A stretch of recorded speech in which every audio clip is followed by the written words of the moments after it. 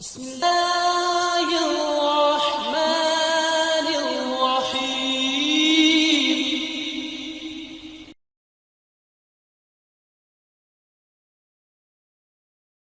الحمد لله وعباده الذين اصطفى.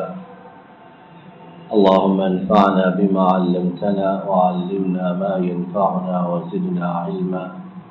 سبحانك لا علم لنا إلا ما علمتنا إنك أنت العليم الحكيم. اللہ تعالیٰ نے ہماری امت کو جن باتوں کی وجہ سے تمام لوگوں پر اور امتوں پر فضیلت عطا فرمائی ہے اور ممتاز فرمایا ہے، ان میں سے دو بنیادی باتیں جن کی طرف سے ہم میں سے بہت سے لوگ غافل ہی نہیں بلکہ بے خبر بھی ہیں، اور انہیں کچھ احساس بھی نہیں کہ یہ باتیں مسلمان امت کی خیر بھلائی کے لیے بلکہ ان کے وجود کے لیے اور اپنے مسلمان معاشرے کو بگاڑ سے بچانے کے لیے کتنی زیادہ ضروری ہے۔ بہت سے لوگوں کو ان باتوں کا پتہ ہی نہیں، اور جو تھوڑے بہت لوگ ان دو چیزوں کا ادراک اور احساس رکھتے ہیں وہ بھی حالات کے بہاؤ میں بہتے ہوئے، ہوا کے رخ کو دیکھتے ہوئے بہت مرتبہ ان دونوں چیزوں میں کوتاہی کرتے ہیں۔ اور وہ دو چیزیں کیا ہیں؟ ایک ہے نیکی کا حکم دینا اور ایک ہے برائی سے روکنا۔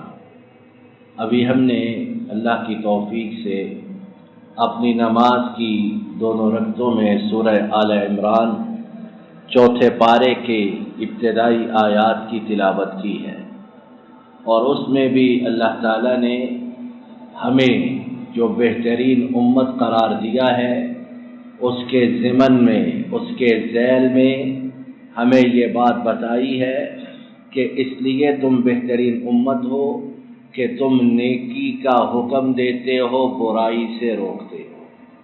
اگر یہ دونوں باتیں ہم میں موجود نہ ہوں تو ہم لاکھ سر پیٹیں، لاکھ دوسروں کو کوسیں، لاکھ اپنی غلطیوں کا بوجھ دوسروں پر ڈالیں، ہم بہترین امت نہیں ہو سکتے ہیں۔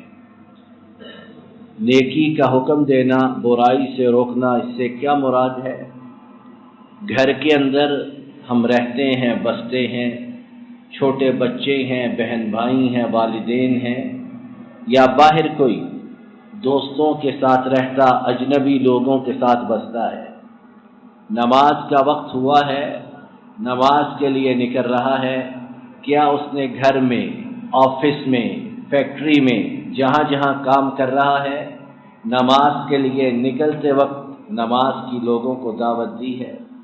اور دعوت دینے سے مراد یہ نہیں کہ گالی گلوچ کرنی ہے، تھپڑ مارنا ہے، دھکا مارنا ہے یا طعن و تشنیع کرنی ہے۔ دعوت دینے کا مطلب یہ کہ پیار سے، سلیقے سے، تہذیب سے، حکمت سے ہم نے نماز کی طرف بلانا ہے۔ مانے نہ مانے اس کی اپنی مرضی، لیکن ہمارے ذمہ جو بات ہے کہ جتنے لوگ ہمارے زیر کفالت ہیں، زیر سایہ ہیں یا زیر اثر ہیں، ان تک حق کی بات پہنچانا ہمارے اوپر فرض اور واجب ہے۔ اس کے علاوہ مسجد میں آتے ہوئے راستے میں لوگ ملتے ہیں، کبھی کسی نے کسی کو نماز میں آ کر مسجد میں باجماعت پڑھنے کی دعوت دی ہے۔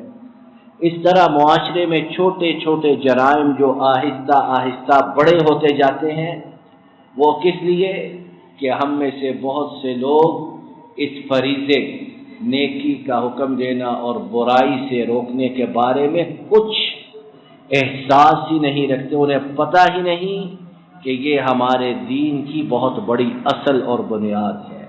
اور بہت سے علماء نے نیکی کا حکم دینا، برائی سے روکنا، اسے اسلام کا چھٹا رکن قرار دیا۔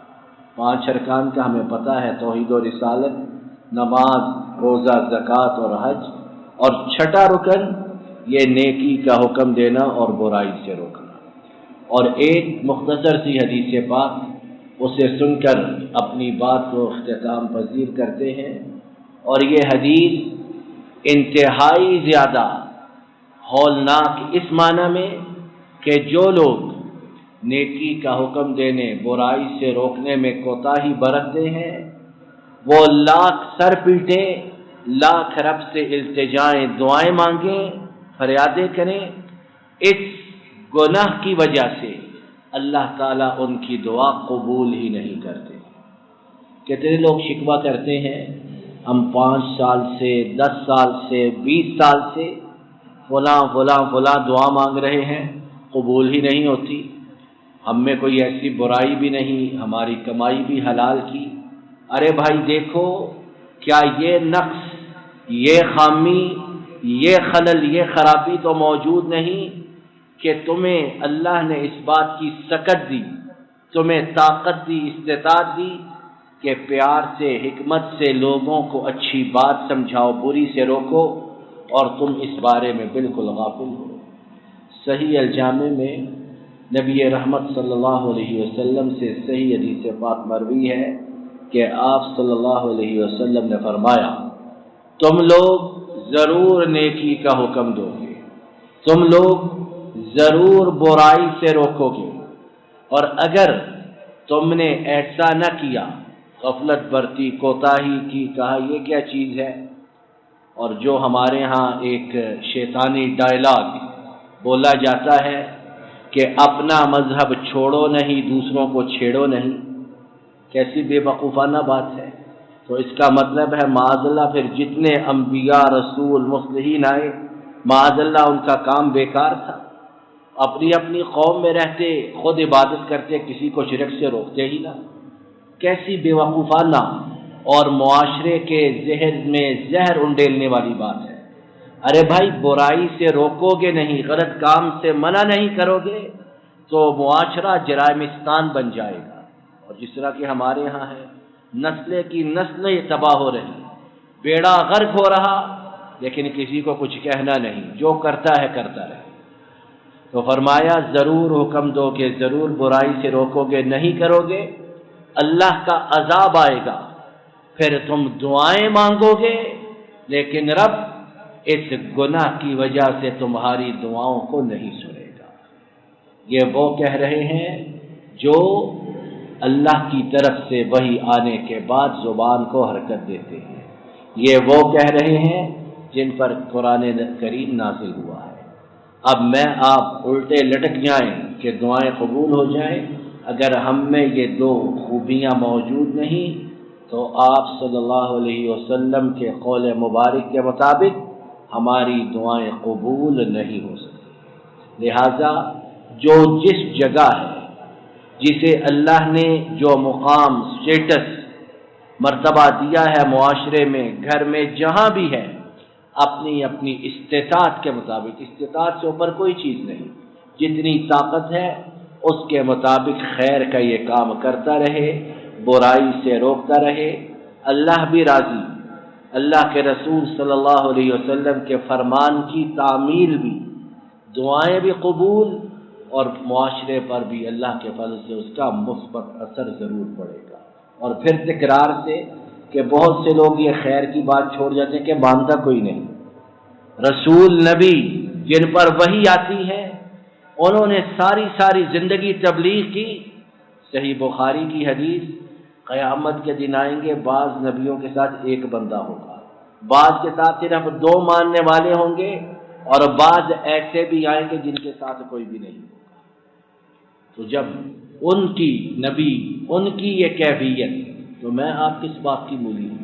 تو ہم نے بس دعوت دینی ہے، مانے نہ مانے جانے جہاں اختیار ہے، ہم نیک و بد حضور کو سمجھائے دیتے ہیں۔ اللہ تعالیٰ اپنے فضل و کرم سے مجھے اور آپ سب کو ان دونوں خوبیوں کو اپنے اندر پیدا کرنے کی توفیق عطا فرمائے، اور ہم پر جو عذاب، آفات، بیماریاں آ چکی ہیں، رب العالمین انہیں ہم سے رفع بھی فرمائے اور ہماری دعاؤں کو قبول بھی فرمائے۔ ربنا ظلمنا انفسنا وان لم تغفر لنا وترحمنا لنكونن من الخاسرين ربنا آتنا في الدنيا حسنة وفي الآخرة حسنة وقنا عذاب النار وصل اللهم على نبينا محمد وعلى آله.